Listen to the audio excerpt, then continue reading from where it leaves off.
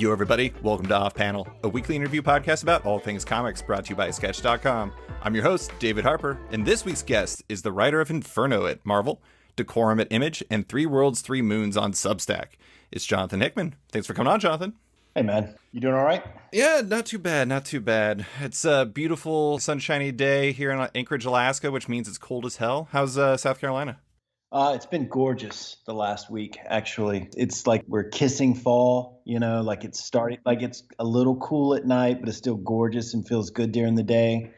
And I kind of live out in the country, so it's like quiet anyway. How many people live in Anchorage, Alaska right now? Like 300,000-ish. Although there is a lot of people who are moving to what they call the Valley. So it's a number in decline. Let's say 275 to 300. It's a nice sized city.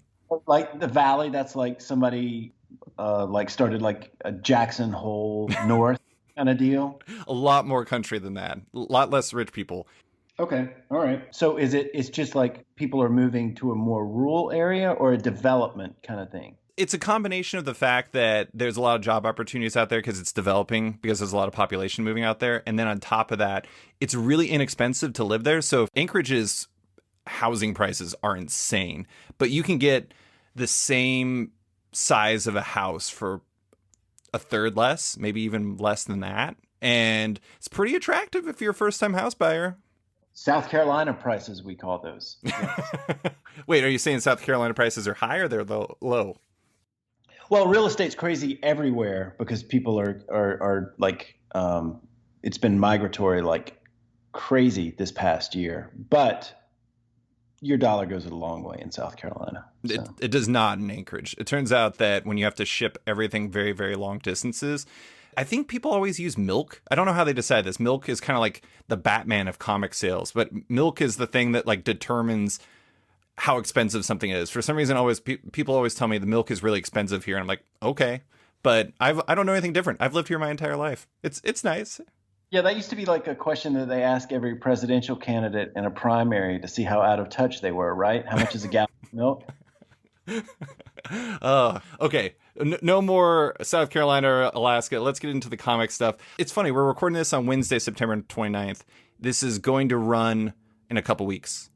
The beginning of your X-Men ending began as Inferno #1 arrived today. How is launch day? Like, is that just like a usual day for you? Is that a thing?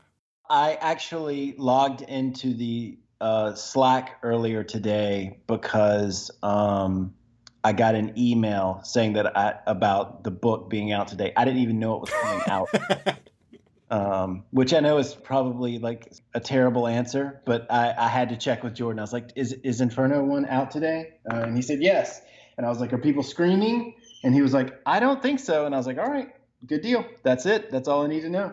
I mean, that's a super common thing in comics. I'll have people who did a graphic novel in like the book market, and they've been done with that book for a year and a half, and they're already done with their next book, and they're trying to remember what they thought when they were doing that first book, and it's like time traveling for them.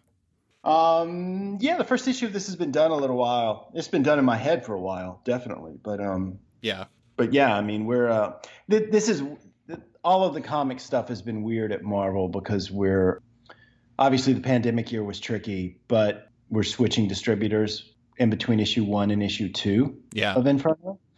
And so it's a little bit. Yeah.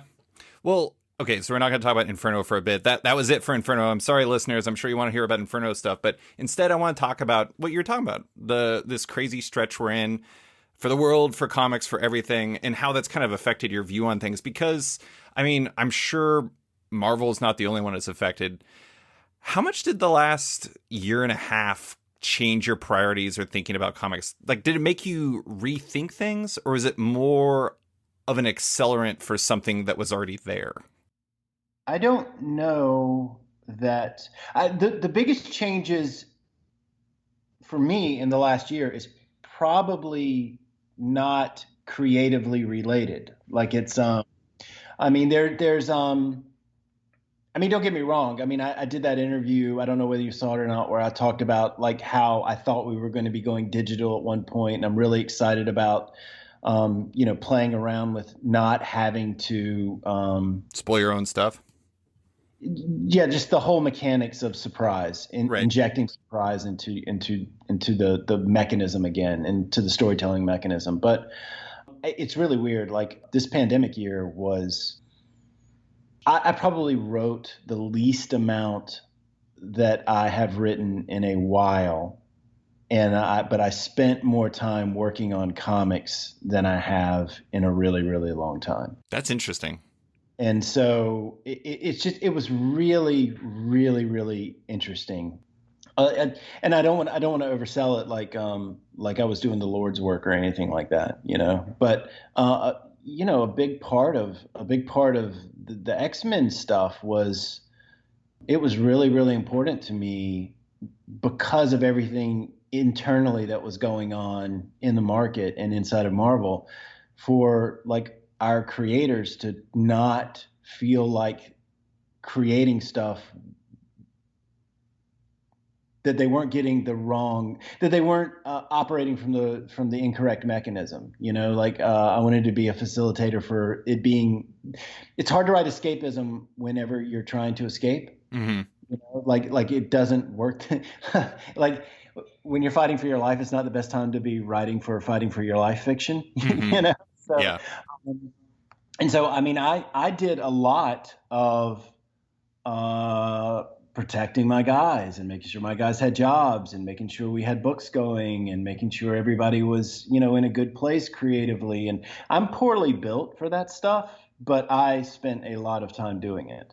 And it was, kind of fascinating. Not what I'm good at, not what I am really paid to do, and all of that kind of stuff, but I felt it was a little necessary, and yeah, I spent a lot of time on the phone, David. Like I was talking to people about the books and about themselves and what they were going on and what they needed and all of that kind of stuff, and it just became a whole thing. And as a result, I'm normally a very, very selfish creator. I'm really, really interested in what I want to do, and only what I want to do. And I'm pretty committed to that vision whenever I start it. But, a whole bunch of stuff happened that just worked counterintuitively to that. And it just became a different thing. And so I don't know that it was good for my art or good for my books or any of that kind of stuff. May not even have been good for the line in a lot of ways, but it was the reality of the world that we were living in. It's been a kind of a crazy year. I don't know if you were paying attention or not, but A it's little been bit, a little bit. Yeah. I think the thing that interests me about the last year and a half in terms of kind of what we've seen from you is I've kind of felt what you're talking about, where it didn't really seem like, you've always experimented with the form of comics, doing your own thing with everything, whether it's creator owned or for hire. I mean, we've talked about the circles and like your love of circles and about how people yell at you for the circles at conventions and everything like that. But I sort of felt like we were getting a chance to see you and your collaborators get the opportunity, or at least try to do something considerably different with like the digital stuff you were talking about, with Three Worlds, Three Moons, with, I mean, even when you look back at Powers of 10 and House of X, it felt like you were trying to find different solutions to old problems. And I don't know, I mean, it's just kind of interesting to me because that this past year and a half, it seems like you're trying to find, with all those things that I talked about, ways to make this the non-actual making comic side, like the living your life, like the executing it, the connecting with fans, you're making it profitable for yourself, making it something sustainable. It seems like that's almost as interesting to you as the actual storytelling of comics. It sounds like to a degree that was by necessity, I guess. I don't know that I would say that I have had a good creative year. Like I would not give my art an A, or anything like that. Done some interesting stuff, but it's been the demands have just been different. Um, especially when at the top of the year, before everything kind of hit. Um, I knew that I was going to be on my way out. And Hmm. so it also became about making sure that the whole thing was aligned to allow that to happen. Um, I mean, I can talk about that with some specificity, but I mean, it's just been a really, really. I mean, okay, so if I felt hard done by, like if I felt like, um, if I was angry about this, right? Like if Hmm. I was just pissed that everything didn't go the way that I wanted it to, I could see how I would have negative feelings about it, about some aspect of it. I certainly would. There's nothing that would make me have negative feelings about the people that I work with or the people that I've gotten to know. I care very much for them, and I'm super, super invested in their careers and their lives and all of that kind of stuff. But if you're talking about like just art, it would be really, really easy for me to be frustrated about it. But I don't have a negative. Um, I don't know. I think I've made a conscious effort to just not be negative Sure. anymore.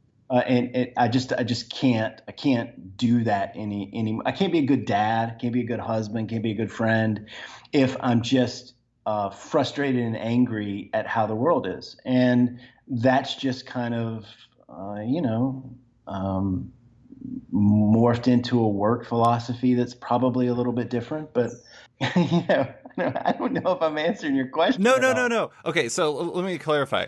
I look at it as an outsider. Again, this is completely as an outsider. I look at it as you're excited by this stuff. Like when I read your Substack posts and I read in the comments and everything like that. There's this one post, I don't remember which one it was, where you straight up just said this is fun to somebody in response. And Oh, not that I don't think that you normally have fun, Jonathan, but it seemed unusual in a very good way. It seems like you're excited by this stuff. It seems like you're trying to find solutions and that's exciting to you. And I think that's awesome. It seems like you're kind of in this like, how do we do this better phase? And I think that's great. well, I think I love problem solving, and there's certainly a big aspect of that. I also know like the Substack stuff, like I know what's cooking on our project behind the scenes. Like I know who all we're working with, and I know what the comics are looking like, and like I see, obviously, I see a bunch of stuff that people haven't gotten to see or experience yet, which is, and it is very, very exciting. But a lot of it is I've kind of wrapped up my stuff with X-Men, and I'm just making things again, Hmm. right? And then on top of that, I'm not I'm making things in a way that is very asymmetrical, and it's going to be very, very interesting as we go forward on all of that. But I feel the same way about the other Marvel stuff that I'm starting to work on now too. It's very, very different than a normal Marvel book, and the goals of it are very, very different. And so, and I can't talk about it. Sorry to be that person, but it is that's kind of like instead of being upset about anything at all, I just make new rules for myself, and I say, all right, um, learned a lot doing that. Here is how the market is changing. Here's how the industry is changing.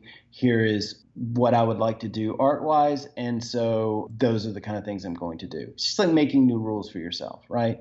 And there's a version of this. Fraction and I used to talk about this a lot, where, and I think I've even mentioned it to you before, where sometimes you just have to set everything on fire and walk away, right? Hmm. Uh, and I don't know that is, and that's what I normally would do. Normally, I would just set everything on fire and I would walk away and I would start a new thing entirely, right? I don't know that starting fires is a thing that I'm interested in doing right now, or maybe even anymore. I think it's okay to just go do a new thing. You don't have to blow it up. It doesn't. Like the act of creation doesn't have to come out of destruction. Like I think you can just stop and reassess and go make some new stuff. I don't think you need the catharsis of you know, Destruction.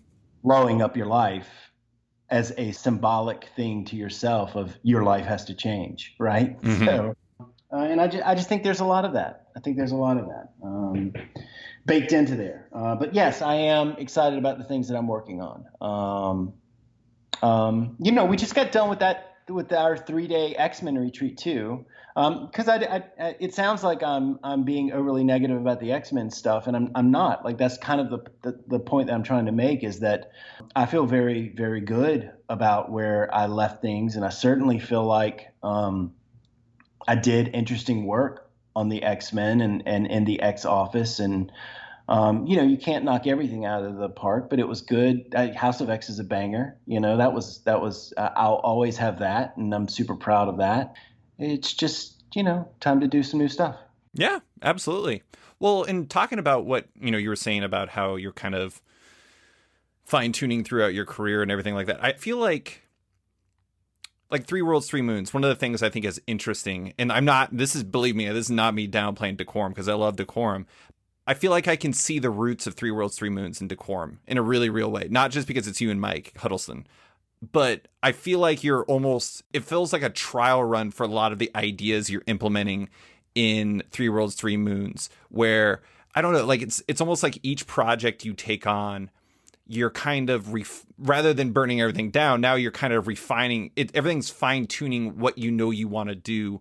And now you're getting to execute it, whether that's on that big Marvel project that you can't talk about, or it's on Three Worlds, Three Moons. It's like everything you do, you get all of the inputs coming in, what you're doing, what you're successful with, what you're liking.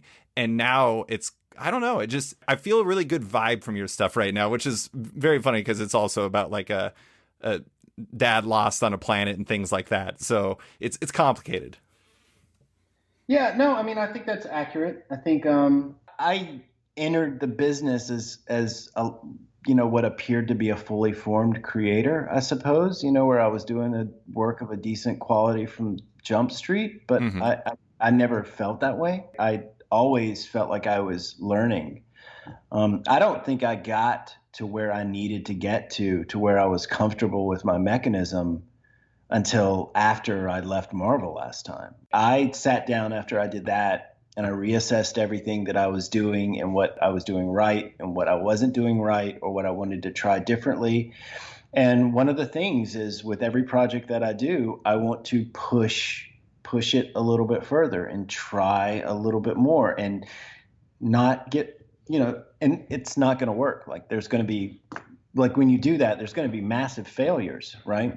I don't think it's systemic failure, but there's going to be things that don't work. Mm-hmm. And the thing that you have to be able to do is be super critical of your own work and assess what you should keep and what you should throw away. And I think where I'm at now is I have a good idea of what I'm doing. I have a good idea of where I want to push, and the combined kind of mashup of my own trial and errors is getting ready to yield some really, really neat stuff. Mm-hmm. And there are things that I have not gotten to do that I'm very, very excited about doing here in the next year and a half, 2 years. And it's cross media stuff. It's like, it's not just about the storytelling. It's also about how we produce the books and, even what the size of the pages are. Like, I have some ideas about that we're going to be implementing, and I feel like it will create a different reading experience. And so, it's always trying new things. I think that's good. I think the industry needs it. We produce too much of the same thing over and over and over again, and then wonder why people are leaving or getting bored or whatever. And say what you want to about all the X-Men stuff that we did. You can't say it was the same. And so even if it was, even if, 10, 15 years from now, people look back on it and they were like, that was a total, complete failure, there will be some stuff that will be mineable that was in there. I don't think that's true for a lot of different reasons, especially considering, and I was getting ready to say this earlier and I moved on, but I just got done with that 3-day retreat where I just kind of sat back and listened to where everybody was going to be taking stuff for the next 3 years. And I normally I'll put it like this. Normally when I am done with something, I'm done with it. and I'm done with it in a way where I don't even want to read another Avengers book, right? Mm-hmm. Best of luck, Jason Aaron. I'll never read your shit comic. Uh, I'm just kidding, Jason.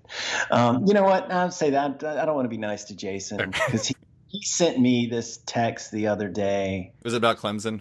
It was. It was. He was like, hey man, I'm feeling for you, bud. You know, everybody, you win some, you lose some. It'll be okay. And he was just smiling so big when he was writing it. It's like, what a dick. What a well-mannered dick. He probably was being genuine. I would probably be the well-meaning dick. But normally when I'm done with something, I'm done with it completely. I was sitting back listening to the X-Men plans, and I'd never experienced this before. Whenever because I've been in a lot of Marvel retreats where I hear people pitch books. Like when I hear Fantastic Four pitches or Avengers pitches or whatever, I'm like, that's nice, like that's good. I like that. That's a story that should work, but I would never be interested enough in doing it to tie into it or something like that, right? And I don't mean that like in an event way, petty kind of way. I mean just like that's a good Avengers story, but I've done that, right? This was really different. This is the first time that I've listened to plans for something that I'm not going to be involved in, that I have just finished doing, where I was kind of like, God damn, I kind of wish I was going to be able to write some of this stuff because it's really, really tight. Mm-hmm. That's the other thing, like that I probably should say, since we're talking about like skip year and pandemic year and what it all meant.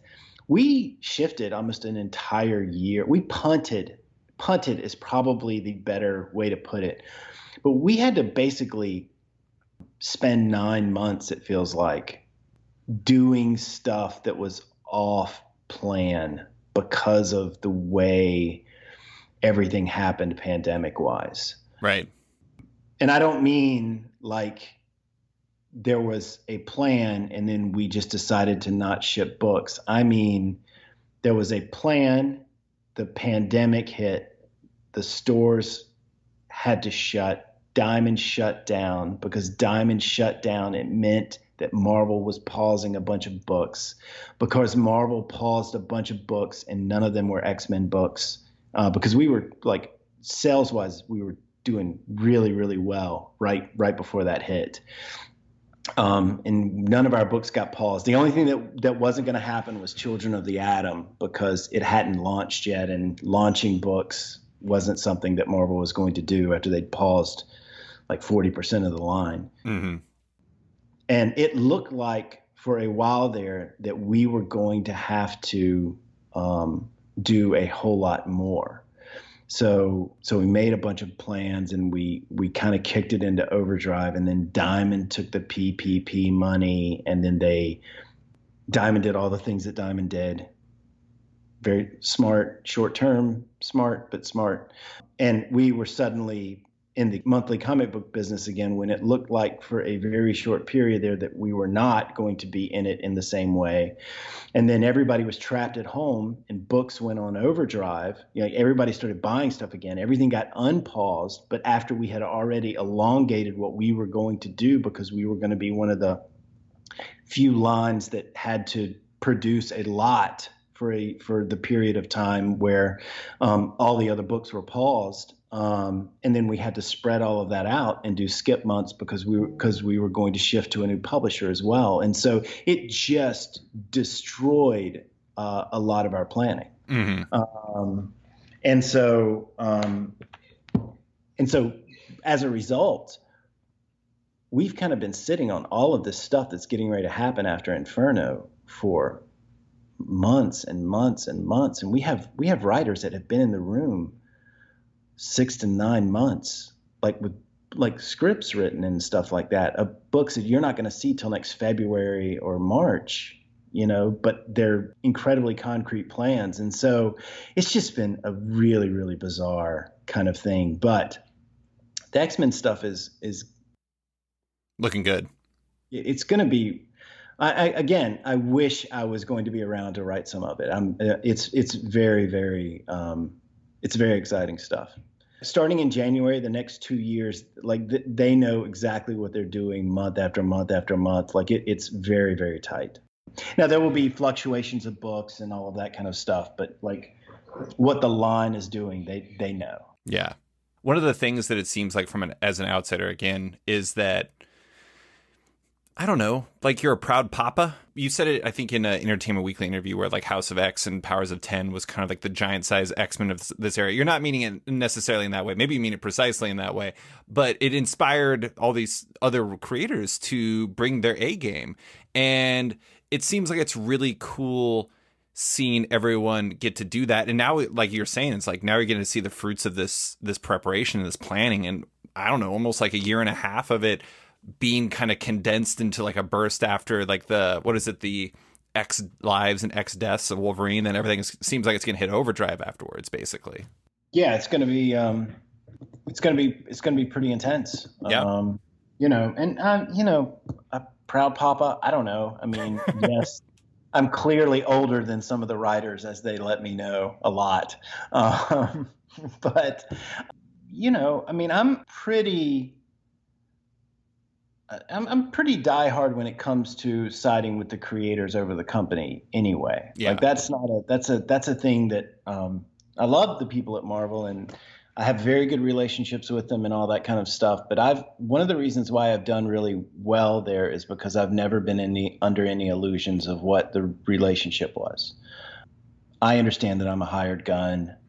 They understand that I understand I'm a hired gun, and it makes everything just work a whole lot easier because of that. So I'm very invested in the creators being treated properly anyway. I mean, that's a big, big deal for me. I've gotten in a lot of I've hurt feelings over it plenty of times. But, again, this pandemic shit made everything different because I didn't care about the people because they had the same job that I did, or because we were all on the same train going in the same direction and we deserved to be treated a certain way.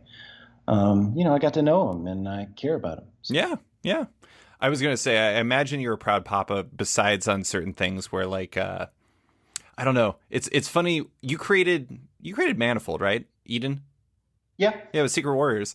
And I hate to say it, but I think Al Ewing has made Manifold even cooler than you already had, which I love seeing that. That's something that you created that you kind of built on with the Avengers stuff. And then he is like elevated in a really cool way and soared. And I don't know. I think maybe that's part of the reason. I mean, partially it's just you really like the people that you work with on the line. But then on top of that, you set some of this stuff up and gave them the opportunity to knock it out of the park. And what did they do? They knocked it out of the park. And what more can you ask for as a person who's trying to create cool things?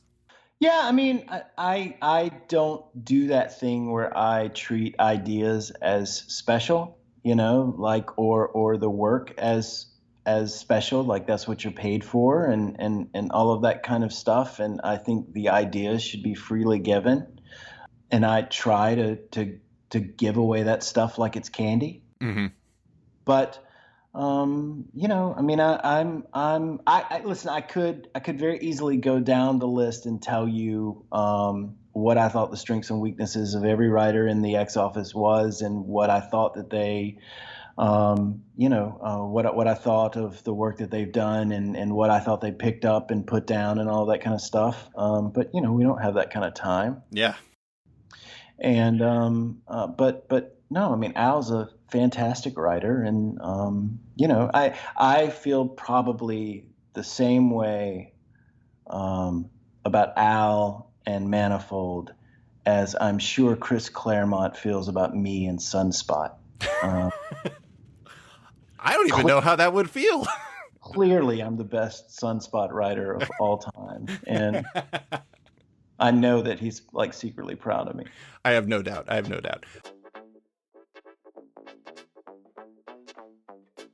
And now, a message from Bad Idea. Bad Idea is over. But they're still advertising, so I don't know what's going on. I guess it's another bad idea from Bad Idea. And now, back to the show. Okay, let's talk about the Substack side of things for a minute. I have to ask, I got your email today Was the whole thing just a Trojan horse to get more people to watch Children of Men? Yeah, sure, of course. How could you not see through that? It's so Okay, um, okay. In reality, okay. So you're doing Three Worlds, Three Moons there with Mike Huddleston, Mike Del Mundo, Sasha E. Head, Teenie Howard, Al Ewing, and Ron V. And I'm probably forgetting somebody somehow. I mean, I imagine somebody's gonna. I don't. Who's lettering it? well, Russ is going to letter it, and Frank is going to be coloring some of it, and it's probably not fair. We just put that Rom and Teeny and Al stuff because we were going to launch with those systems, right? But Right. we came up with a better way to do it, and they're really just kind of collaborating on those things. I paid them to design some systems that we then are going to turn into a bunch of stories, and we're working with a ton of like killer artists on this stuff too. And so like the number of people that are working on this is A like lot. by the end of this month it'll be over 20 people definitely. Holy shit. But it's just a cool little kind of experiment thing. And some of our subscribers are, I think, reaching the upper limits of their patience and waiting for the comics to drop. But when they start dropping, they will be dropping in heavy volume. So Yeah. let me put it this way. Sometimes my kids get upset because the first week of December isn't great. But by the end of December, they're usually pretty happy. Well, okay. So was Three Worlds, Three Moons? Was that something you were already developing with the mics before Substack, or did the Substack deal open it up?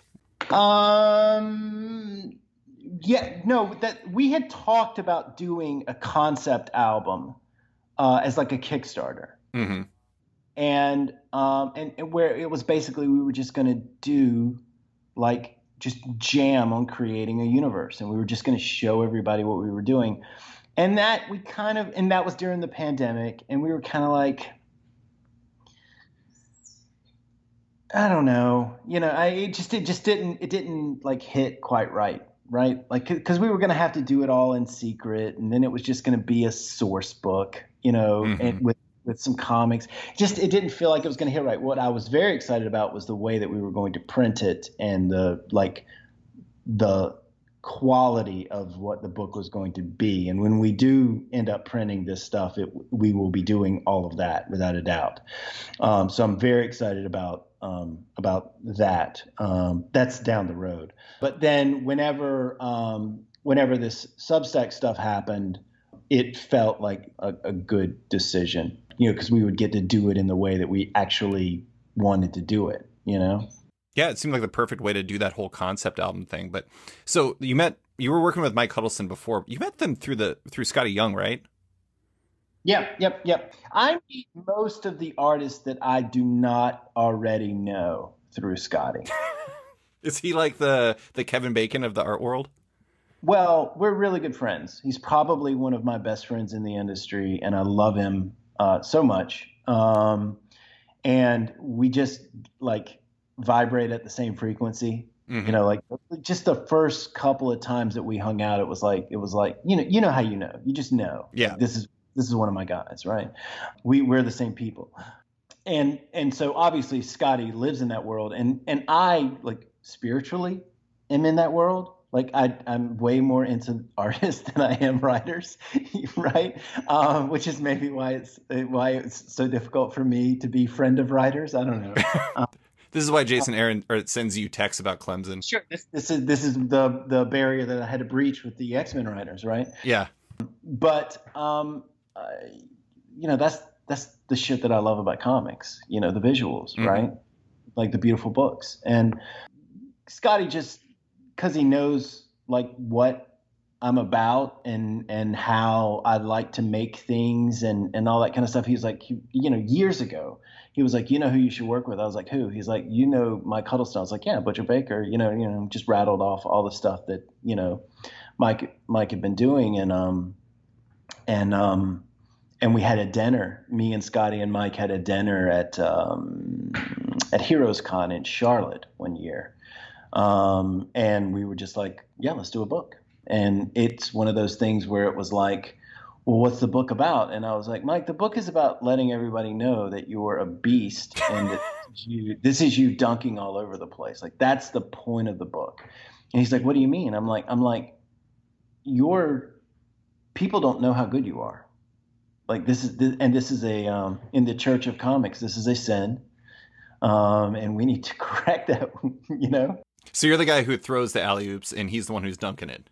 And it's very important. And the other thing is that, like, creatively, like, the process with Mike is, and Mike has a fully formed mechanism of being a creative partner. And by that I mean, some of these guys, because they've worked at Marvel for so long, the storytelling aspect or the creative aspect of what of their artistic self, I don't know, whatever, their brain, whatever, it's atrophied, because they do assembly line comics and they basically are told just draw what the writer writes, right? And it's very, very destructive to very good artists to work that way year in and year out. It's actually very bad.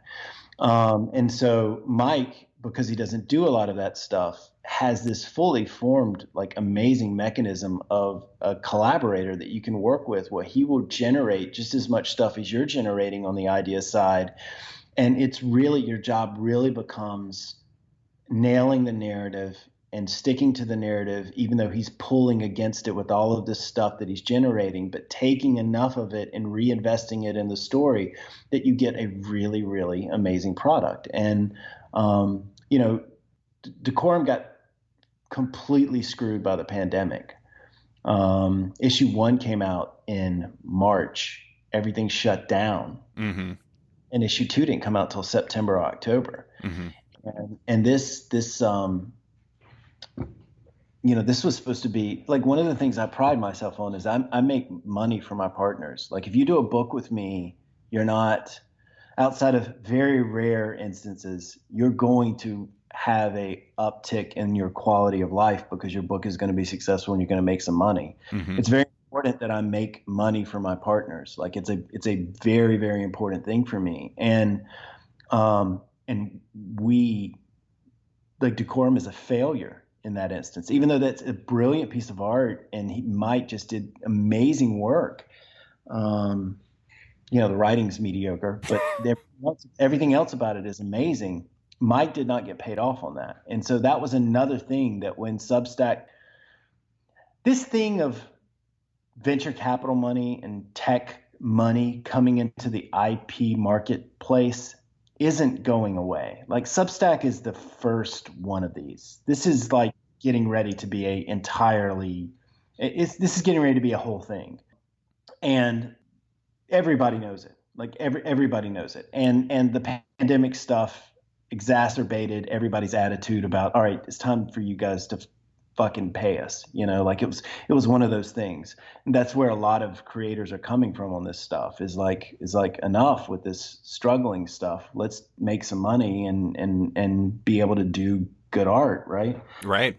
But whenever I got a deal put in front of me, I was like, I can make Mike whole, and I can make Mike Del Mundo whole, and then I can take the rest of the money and just go hire the best artists and occasionally some writers and pay the best rates that I possibly can. So the Substack deal for me was a way for me to get 2 artists really, really taken care of, and then create a pool of money that we could go hire the best people in the industry to come jam on this concept universe that we wanted to make. And so that's what we're doing. And that's part of the reason why I'm so excited about it, is that, I'm not going to drop any names here, but I could call up superstar artist X and be like, hey, can I interest you in coming and doing in 5 pages, 10 pages, 20 pages, whatever, right?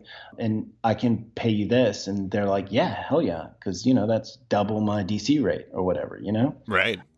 And so we're just going to have this amazing, amazing product that is really sharp and is creatively fulfilling because, getting the money to where the money should go, which is into the creators that worked really, really hard on this stuff. Yeah. So I have to say, and no slander to your work, I'm not going to call it mediocre like you would, but I will say my favorite post by far so far on the Three Worlds, Three Moons Substack have been like Huddleston's breakdown of God, Dr. Bayar's home. yeah, Like the initial image and how it implies like there's like so much story and background even before you even get to it, just in what he does. Or like Del Mundo's designs for like the breathing situation when he's on like that other planet, and like how it kept evolving and evolving as you two were talking and everything. I love both of those guys. Huddleston is, I mean, his stuff on Decorum was, in my opinion, by far the best art last year in comics, yeah. and also still this year, but it's obviously coming out at, slower. And then Del Mundo, I mean, I just did this big career retrospective with him on his cover art, and I've always felt like he had another gear in him, like something waiting, a project that was going to ask the right questions out of him. And it feels like the cool thing about what you're doing is this offers them the opportunities that they might never get to with normal gigs, and they become, I don't know, like the fully evolved artists they're supposed to be. Well, yeah. I mean, I don't want to take any credit for them being as good as they are. They're the Amazing talent. Yeah. But yeah, I mean, look, I say this to a bunch of people that I work with, and I say this to editors all the time. Like you gotta, like, when you have an artist on a book and you're working with them pretty consistently, you gotta look at their body of work and figure out what makes them tick. Like what is the thing that turns them on? And I mean, listen, I think it's been a really, really tough place for artists in the North American comic book market for the past, 5 or 6 years. And I think that's probably getting ready to turn in a really, really hard way, for a lot of reasons. I mean, I try and set those dudes up. I mean, actually, Mike Huddleston we just sent the last issue of Decorum he just finished today. Nice. So today is the first day that he's actually been full time on Three Worlds, Three Moons. And the same thing is true for Del Mundo. He finished his outstanding work last Monday morning. And so he's now full time on it. So you're getting ready to see we're all so tired of this Jonathan Hickman bullshit. So finally post from the people we really want to hear from. Exactly right. The warm-up act is about over, and very excited for the main event. So you're the opener and they're the headliners? It looks like it. I did read that you're not just doing Three Worlds, Three Moons with them. You formed a company and an art studio with them. I thought that was really interesting. Did that precede Three Worlds, Three Moon, or is it just kind of part of the whole thing? No, we figured out the structure of what we wanted to do and how we wanted the next couple of years to go and how it all needed to be. We tried to handle our business like adults. And so, yeah, we formed a company and all that kind of stuff. So that seems reasonable. Okay, so let's. There's one quote I wanted to mention from an Entertainment Weekly interview you did about your work on the X-Men line, and I swear I'm going to bring this back to Substack. It was about like how, I think it was about the pitching for House of X and Powers of 10. There were lots of questions. Some were about stylistic ticks, but most were certainly in the vein of, does this work or should we be doing this? And I frankly love it when people ask questions like that, because you get to find out very quickly if the answers you're giving to the room are being accepted or not. I think that's really interesting in the prism of Substack, because you're getting comments every single day about perspective on the work and about how it's being done and all these different things. And you're all really engaging. When I was seeing one of Mike Del Mundo's posts about that breathing apparatus, people were commenting on it, and it was you could see light bulbs being turned on in really real ways, and it was awesome. Is that a big part of the appeal of the way that you're doing Three Worlds, Three Moons, like the whole structure, like the live feedback during development, so it's kind of helping you hammer out and refine ideas as you and everyone else are developing them? We really like the idea, and we think it's really interesting if we show people the tricks, right? Yeah. And then when we show them the tricks, if they pick up on the tricks going forward, and if they can guess where we're going, and it kind of feedbacks into, are we being too predictable? And like, there's a lot of interesting stuff that you can do with truly interactive media, right? Like that was always the promise of that stuff. What we don't want it to turn into is the bad version of all of that, where it's commentary on the process or commentary on the art. That's not what we're going for. And so as long as it stays in a creatively good place where it's, and I don't mean commentary in like, how dare you say you love this, you motherfucker?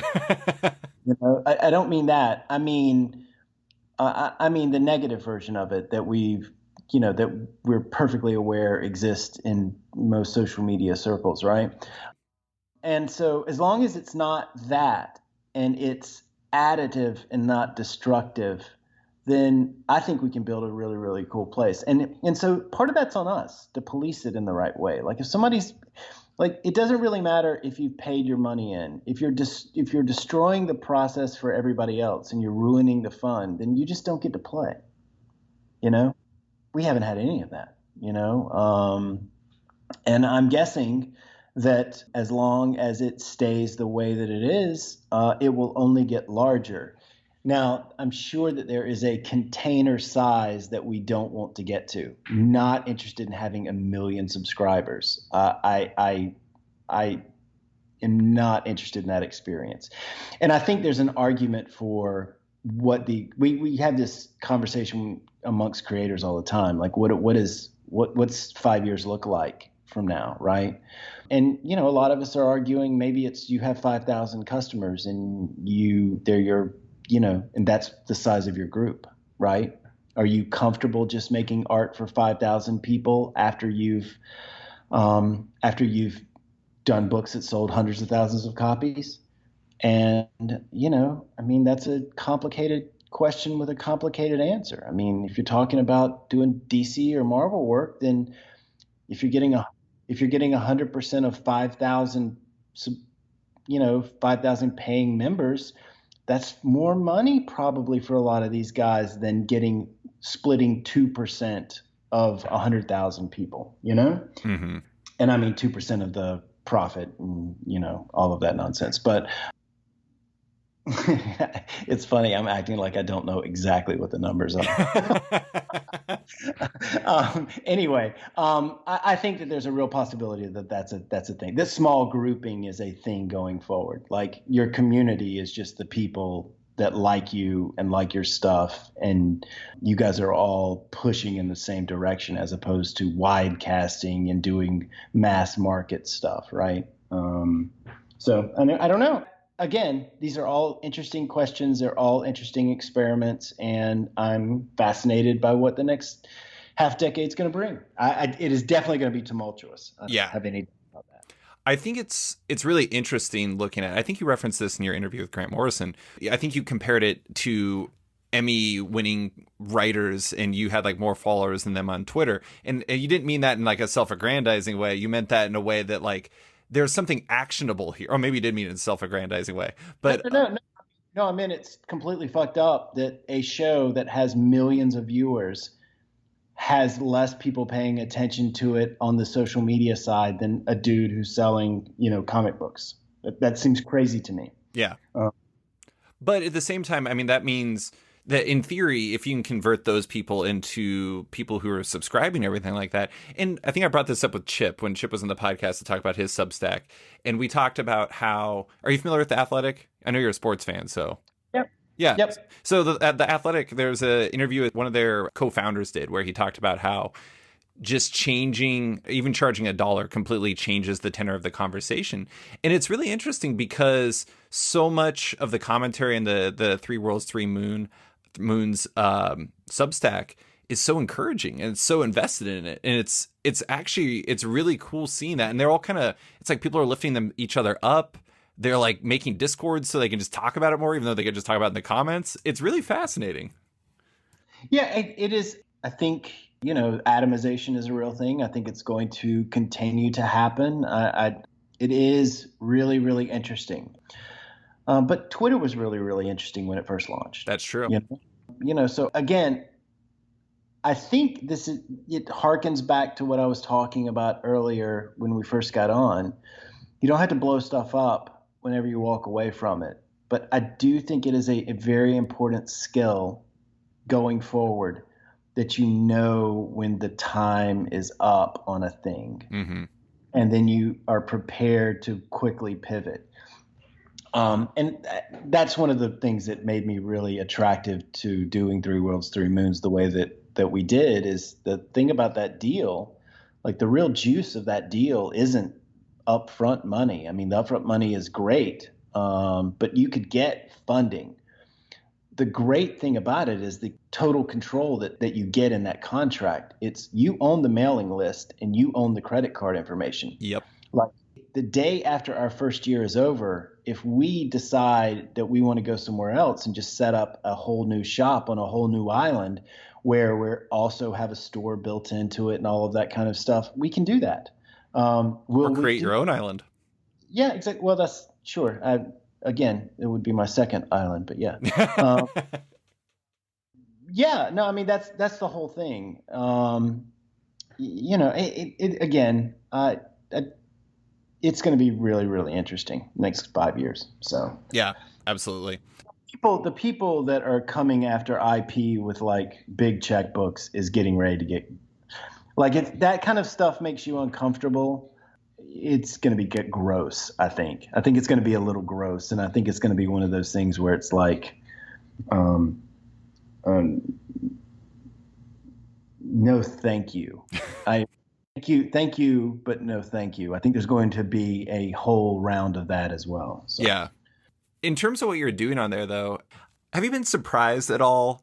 Because I've talked to some Substack creators, and some of them are kind of like a little surprised about what people are responding to. I mean, are you at all surprised by what people are connecting with in terms of content? Because I don't know if you went in. I made the joke about the Children of Men viewing earlier.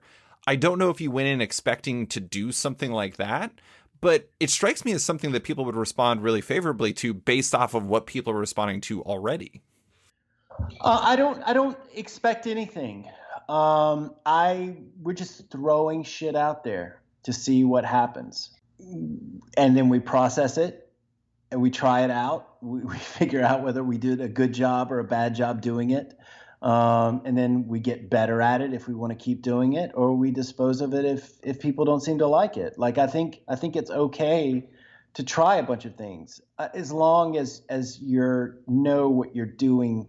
Like it's stupid if you're doing it to chase subscriptions and stuff like that. Like right. I hate that shit. Like that's not the point. The point is it interesting or not? Did we enjoy it or not? Was that fun? Like was it fun? And if it's fun and it was fun for you and it was fun for me, then we can do it again. Yeah. And so I think that's the right attitude. I'm not me and the guys, we talk about this stuff all the time. Did that work? And a bunch of the time, it's how do you know if it worked or not if you don't have a control group and an experiment group, right? Like you have to actually set it up so that you can have two things to compare. And so that's a big thing for me. Like let's do everything two ways, right? And then we'll know which one of the two ways worked better. And then next time we can try the way that worked better and another way. And then we'll know which one of those worked better. And I just think as long as you are willing to keep trying things and keep it interesting and it's coming from the right place, not let's see how we can, get 20 subscriptions today, then you're in good shape. Yeah. I went with the coin the map. I was one of the first 250 and first 500. And so I went with the coin the map. And it's funny because the options that were available for me to get, I think it was like the signed trading card or signed card related to Three Worlds, Three Moons. And then there was, I always want to say Three Worlds, Three Moon. I don't know why. I always chop off the last S. And then the other thing was a signed print. And even if the coin the map, whatever that ends up being something just completely nothing, there's just something fun about it. There's something really cool about it. It's like you've turned that aspect and probably other aspects I haven't really thought of into like a game. And I think there's something really cool about that and really engaging in a way that's unusual for this type of thing. That I don't know. It's weird that that's the thing that I'm like, I love this. I left everything up to the fates. We'll see what happens. And it's just cool.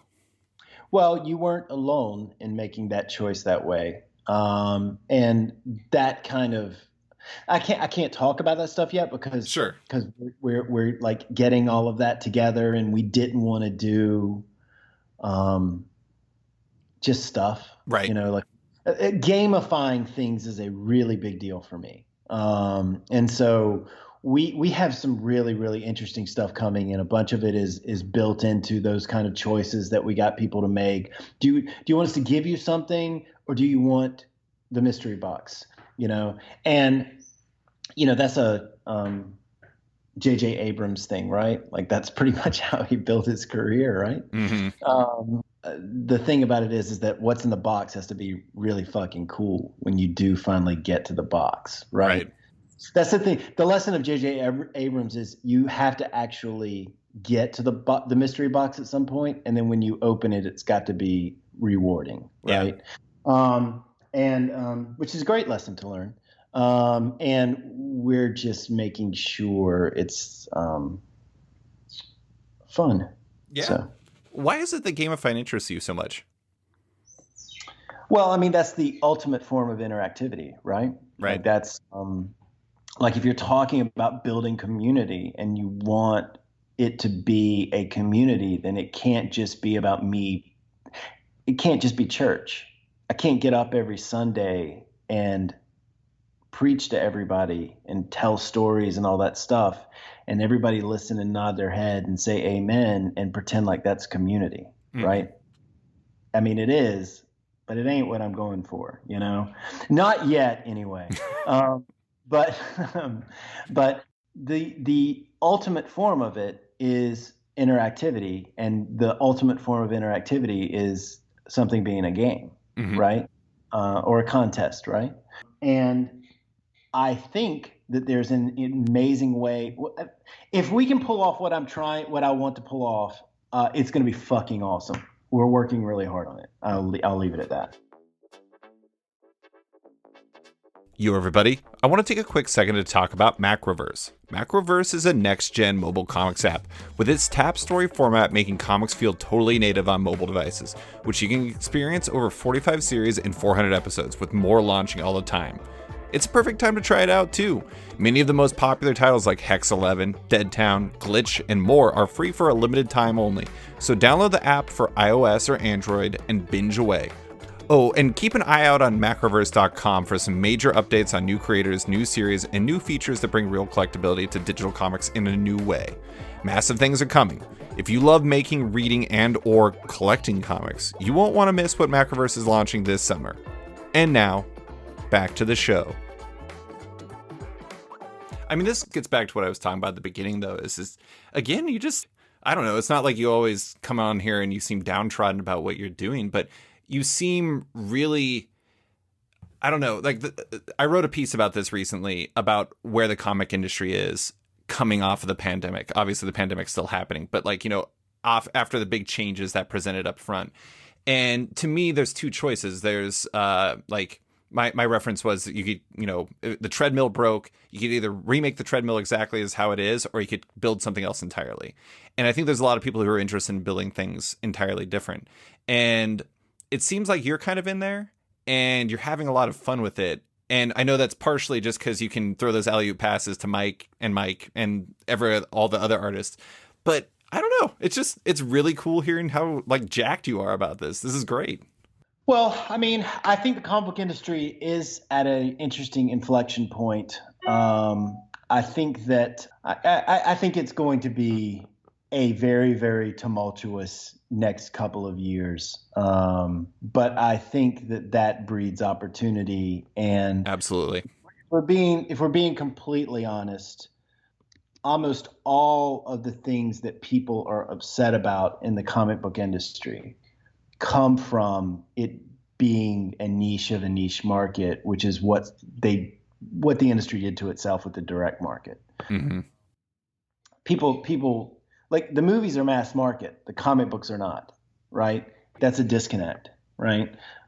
You should be able to buy the Iron Man book you want to buy. You should be able to buy the Superman book that you want to buy.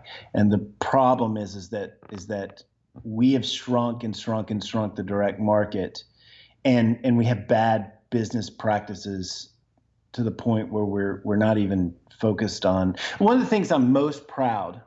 This is going to sound like a tangent, but I'll bring it back around. One of the things that I am most proud about the X-Men line, if I had to say, Jonathan, you only get to pick one thing that you actually can call a positive of the whole experience, I would say the most fascinating aspect of it is what our digital numbers are, which is something that no one ever sees. Like it doesn't appear in the market at all, but we are significantly higher as a line than what is normal at Marvel, to the extent that it's significant. Let me just they probably get mad if I'm too honest about it, but that tells you two things. One, X-Men fans translate digitally at a way higher rate than other fans. That's a good or a bad thing. I don't know. But the more important thing is that the fans of the X-Men books aren't buying variant covers. They're buying digital comic books that they are actually reading, right? Which is I would like to call them a real customer as opposed to a not real customer, because they're buying it for the actual story and the actual comic, right? Right. And that right there is what informed a lot of my ideas about digital, which is there is a experience that we have somehow created that makes it, and it's for all the books. It's not for one X-Men book, right? It was for the entire line. That was what was fascinating about it, is that it somehow skipped over the direct market, right? It's not reflected in the direct market at all.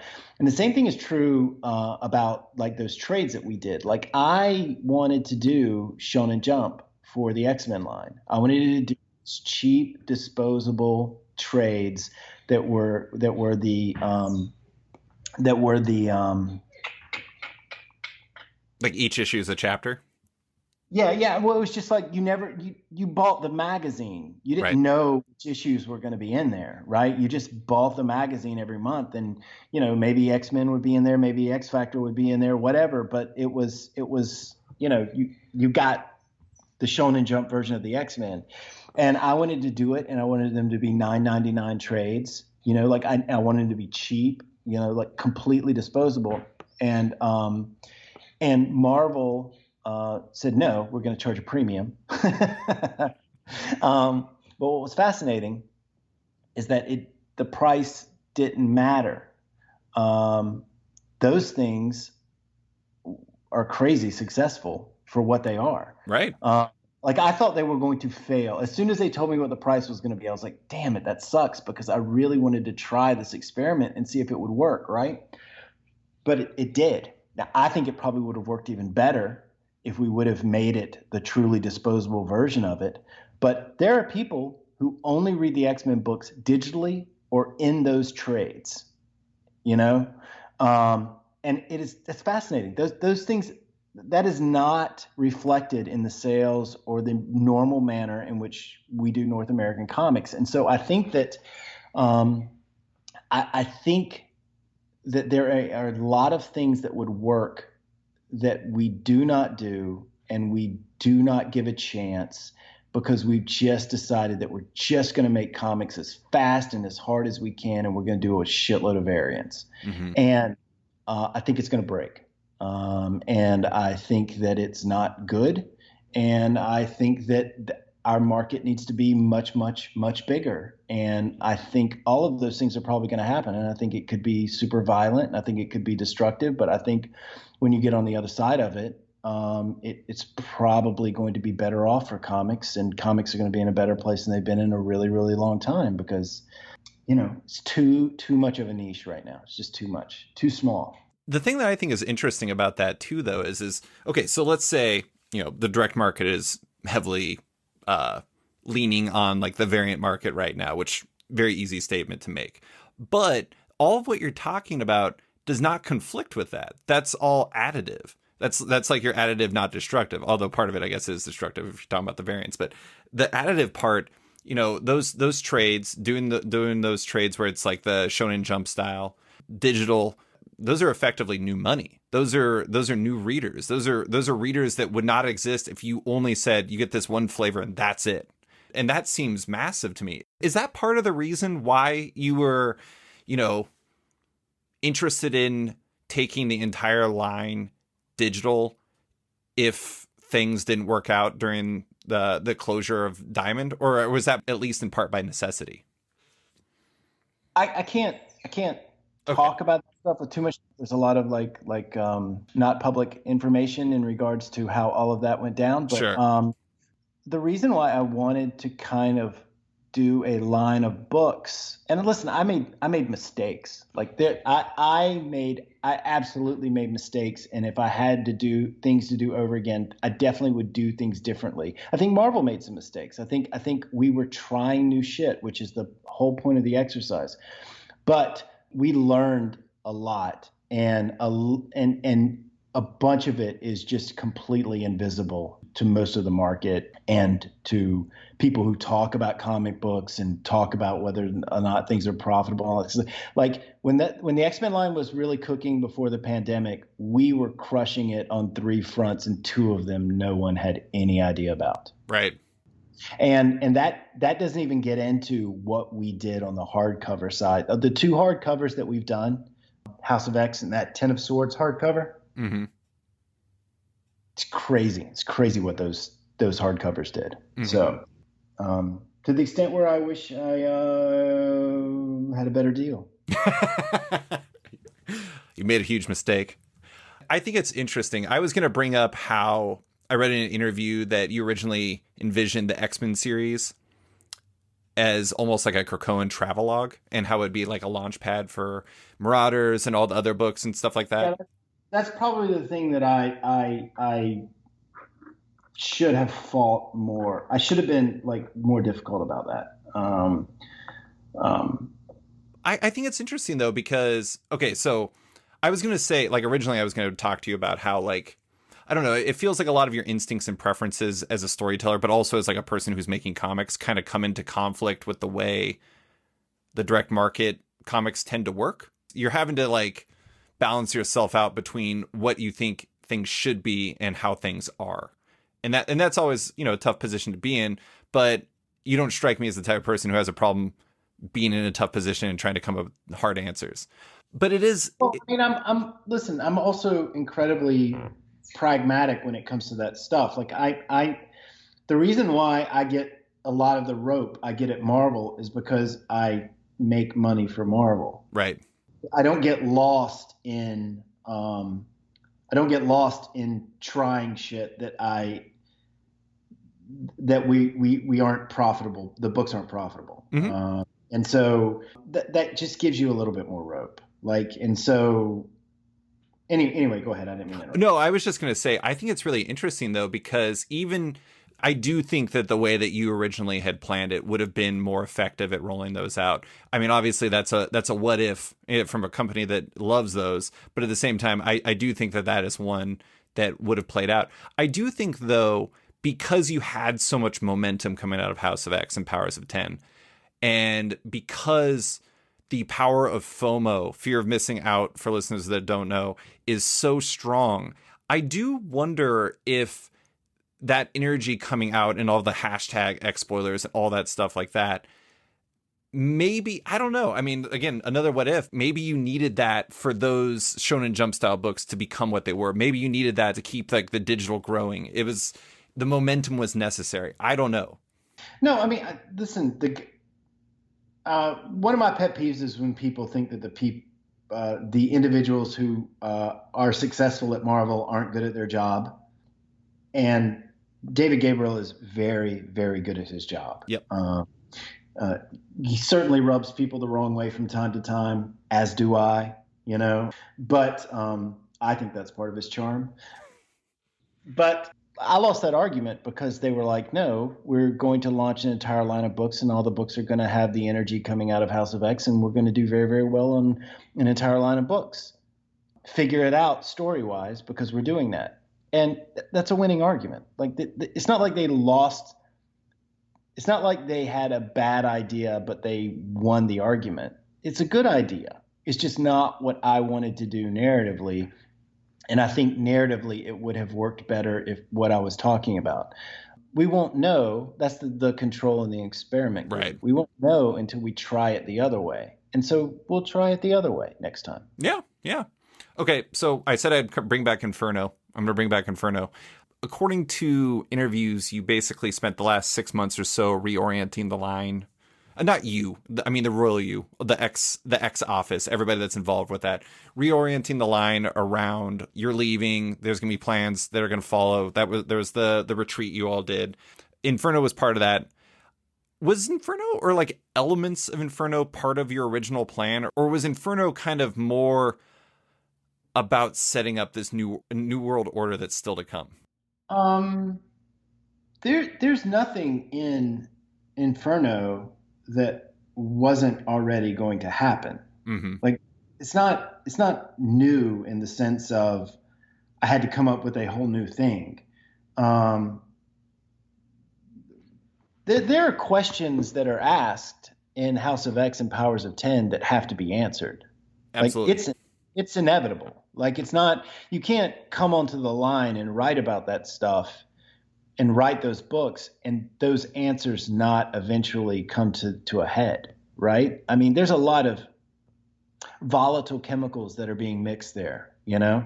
And so the questions are going to be asked and answered. They have to be, right? The me of it all comes into Marvel pays me too much to write a monthly comic book, and I'm not writing events also, right? You're the big stories guy.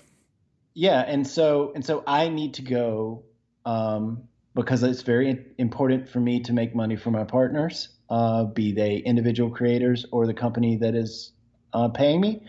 I need to go write a really, really big thing for Marvel, and so I'm going to go write a really, really big thing for Marvel. And that just means that I had to make a change, and I didn't want to do that thing where it was handled poorly or it didn't.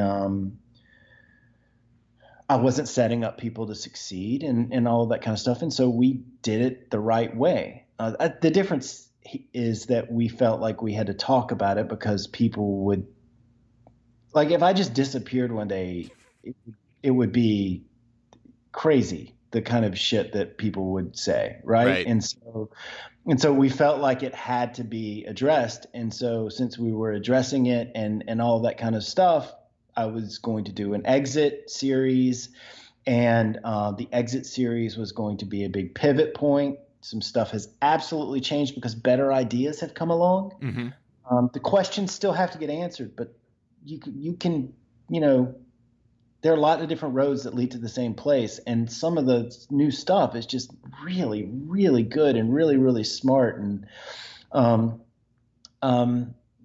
setting some of that up. But none of this is new that I'm doing. Like all of this was inevitable. There's little tweaks and stuff like that, but I didn't put Destiny, on the shelf, not to ever get back around to it. It shouldn't be surprising. Yeah. You don't strike me as somebody who makes big plans or big story promises and then is not going to go and pay them off before you leave. Well, it's too big and too long for me to be able to do it all. And so it either gets handled one way or the other. And I would rather me be additive and not destructive. So, yeah. I think it's really interesting. I was trying to, my wife does not read comics, and I was trying to explain to her about the situation. Like, you're leaving the X-Men books, but it's like, it's not really a conclusion. So like, here's a good example. Dan Slott, he had his very long run on the Spider-Man books, and it ends with, Spider-Man becoming or Peter Parker and becoming Spider-Man and all that stuff again. Actually, he went longer than that, but he paid off all those stories he did. And then when he left, there was like a new situation for the next person to take on. I think it was Nick Spencer that followed him. For you, your situation is still going. Like your ending isn't really an ending. It's like you have a ... at the end of it. It's a periods of ellipsis is waiting for everyone. But this is kind of weird. It's obviously not a conclusion, but did you write Inferno as a conclusion to your time on this line, even if it's not ending in reality? Does that make sense? Yeah, it's not commentary. Yeah. Like it's not, it's part of the story. I'm telling my part of the story. There's no, I hate that shit. Like I can't stand it when people write about other books in their books and all of that kind of stuff. Like it's like, look, tell your story. You know, Yeah. I'm not talking about an inside joke or something like that. Like that's different. But commentary on the X-Men line from the guy who's leaving the X-Men line secretly embedded in this, you know, yeah, no. No, I don't think that's not what I meant. Actually, I meant like. Well, just in case you did. Okay, just in case I did.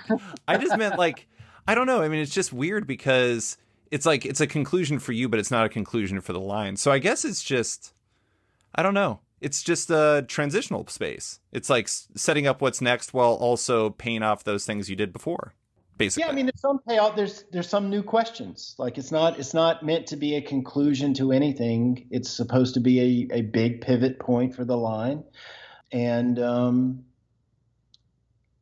you know, a vehicle of change. So yeah. You know, speaking of commentary, I did like what you had to say in an interview you did with AIPT about how you're like intentionally steering clear from mutant stuff in the future because you don't want it to be anything you would do, as you said, would be read as commentary or as you writing over everyone like you were the one that mattered above them. And I mean, I think that, I don't know, that's a good thought because that's 100% how people would take it, even though you probably wouldn't mean it that way.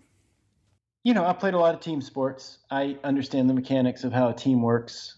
You know, I don't like it when people don't play that way, unless, you know, they're being 100% committed to their vision, you know, because this is art and all of that kind of stuff. And there are absolutely times when I would never compromise on what I was doing, no matter what, because I was super invested in doing what I was doing. I was definitely, when I was doing Fantastic Four, there was zero interest in. I love Matt Fraction. It hurt me to do that Ben Grimm Hammer stuff. Whenever Ben went away for 2 issues, you know, but I did that because I love Matt. But beyond that, there was none of that in that Fantastic Four stuff because, you know, I just wasn't going to compromise. As I got more successful at the company and as I was on the other side of it and writing events and, you know, just the pain in the ass that those are and fun, you know, your perspective changes. And I've done, you know, I'm not to sound bad or anything, but I've done seminal runs on books. Everything doesn't have to be a seminal run, you know. It's okay to try different things. And this is, you know, this is the experiment here was, can you do an interconnected line of comics that, you know, spans a particular story over a particular period of time? And I'm doing my part. Yeah, you're doing it very well. All right. So to close, I wanted to, this is kind of something we've touched on throughout this, but I imagine you learned a lot from this stretch working on the X-Men, you know, both in what you had to do behind the scenes, but also in the stories you were telling and everything else. What's the biggest thing you learned from your time on the X-Men? Either, like I said, either from a creative standpoint or from just a how you want to do things one. Is there something you're going to be carrying forward as like this is what you want to do with your work because of what you learned there? I don't know. I mean, it really depends on what you're talking about in terms in what it's in relation to. If you're talking about how I want to do things at Marvel, that's different than what I want to do as just a creator, right? Like those are there's completely different lessons there. And so, but if you're talking about just as a creator, It's really, really difficult for me to separate the X-Men stuff from the time that the X-Men stuff came out. Yeah. I will say this is probably the answer that works the best with what you're asking. The difference between when I left Marvel at the end of Secret Wars and then when I came back, the difference in how difficult it was to make a comic book it's shocking how much harder it is to make a book now. And there are lots of reasons for that. Some of them are acceptable, some of them are completely unacceptable. But it's a reality. Like everybody that's been around that long that I talk to about it, like we're all hyper conscious of it. And all of that happening along with the world kind of disintegrating a little bit has really, really reinforced how important it is to do this stuff like it's a gift, Mm-hmm. you know, like it's a privilege isn't the right word. A gift is the right word. Every bit of it should be cherished. But it's a surprise that you get to do it. You should wake up every day shocked that you get to do this, and it should be done with absolute joy. And I fight tooth and nail every day to have the right attitude when I'm doing this stuff. And that is probably the biggest change for me, is that I just ignore all the noise and ignore the world and ignore the business and ignore everyone else and just focus on me having the right attitude and understanding that the world desperately needs a certain type of fiction right now. And that's the kind of stuff that I'm going to be doing going forward. Like I'm super, super committed to it. And I think that's probably what you're picking up on in the Three Worlds, Three Moons stuff, is that this stuff has to have some joy and some hope and baked into it. It's really, I've written a lot of postmodern books. I'm not going to do any of that for a while. I think we can do better than that now. And so, I think that's probably the biggest thing. Yeah. Yeah, it makes sense. I mean, I think that is what I'm picking up on Three Worlds, Three Moons, because there is a lot of joy in it, and there's a lot of not just in the comics themselves that you've done so far. Like I really love the first story, even though it ended very sadly, like the bedtime story to Dr. Vayara's son. It's just like there's a lot of joy in that. Part of that's the mics. The mics are treasures, they're geniuses, but at the same time it feels like you all are you're vibing with it in a way that's really fantastic. But I do have to ask, that was a good ending point, so of course I'm going to keep going because that's what I do. In what way is it harder? Is it just because of the way of the world, or is it just everything? Well, I'm definitely not talking about the volume of the noise from the audience. Sure. That's a real thing for a lot of people. I've never felt that quite the same way. I mean, it's ugly and it's irritating and all that kind of stuff, but I'm talking about just how it feels like we're living in a time of systems breaking down. Mm-hmm. And that extends to the way that people work together and the way that people communicate. And it's almost like talking to people in a supply chain, right? Like if you think about comics like an assembly line process, like there's a big part of this that is about clear communication of what is expected next and what is needed next. And just even at a primal level, it feels like that we're not able to do that. Yeah. To just communicate clearly. And it's just it's the whole thing. There are less printers. There are, there's I would argue that DC and Marvel's primary job is the acquisition, the nourishment of, and the retention of talent, period. That's the whole job. Not the lawyers, not the contracts, not the profit. You have to be producing great IP. And to do that, you need the best IP makers, right? And I would argue that is the sole thing that they need to be good at. And for a long time, they've done a very, very good job of that. Even that part of it feels like it's breaking down a little bit because of communication and what people want and how you're just no one's on the same page. And it's just shocking how it feels like every little piece is grinding a little bit on the next one, and it just slows everything down. It's not like you can put your finger on one thing, right? It's not one thing. It's everything going a little bit slower. Yeah. And it's again, that's one of the reasons why I think stuff's going to break. Mm-hmm. Because it just keeps getting a little bit slower. And again, it's not an indictment of people. It may be an indictment of everyone, but it's not an indictment of individuals. It's just like we're just not functioning well. And that's probably not just comics. And am I really talking about everything breaking? And all of that depressing horseshit. But in specifics to the comic book market, I mean, that's exactly what I'm talking about. Yeah. Well, when I was originally asking about like what you learned, I really meant like in all ways. And I think that's, going back to the beginning to give us a nice point of closure, I think that what I was really getting at when I was talking about like what you were putting back into it and refining and everything like that. It's interesting to read interviews with you where you talk about the things where you're like, you want to get back to the surprise, like the good feelings you had when you'd walk into the comic shop when you were a kid and you didn't know what was coming. It could be anything.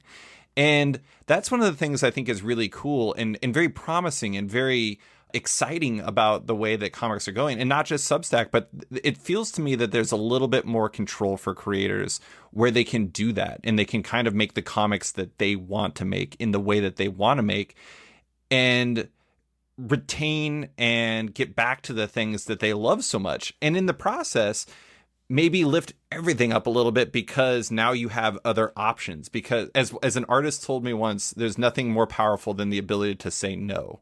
And when you start being able to say no, then things can change. And I think that's really cool.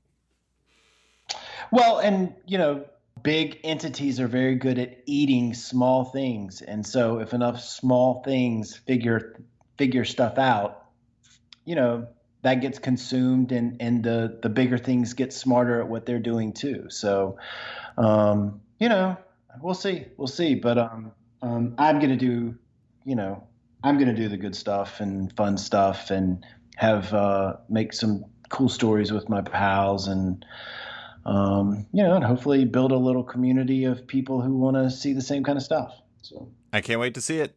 Well, Jonathan, that's all I have for you. Thank you so much for coming on to talk about Substack, the X-Men, and everything else. I appreciate you taking the time.